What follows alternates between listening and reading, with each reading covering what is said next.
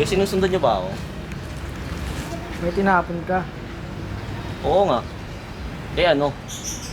Wala. Madalas mo bang ginagawa yun? Ang alin? Ayun. Yung magtapon? Hmm. Nagmamadali na po si ako uwi eh. Meron tayong mga tamang basurahan dyan. Kuya, sorry po kuya. Teka lang, mabilis lang to. Itatapon mo lang. Sige na nga po. Sige, kasamahan kita. Alam mo mali yung ginawa ko. Hindi ka nagkatapon sa tamang basurahan. Ito na po kayo uwi. Nagmamadali po kasi talaga ako eh. Susunod, dapat alam mo lang yan.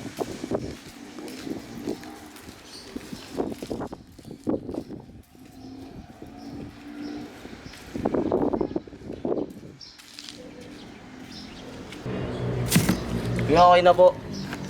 Nasaan na si kuya? Wala si kuya. Ano kaya yun? Ha?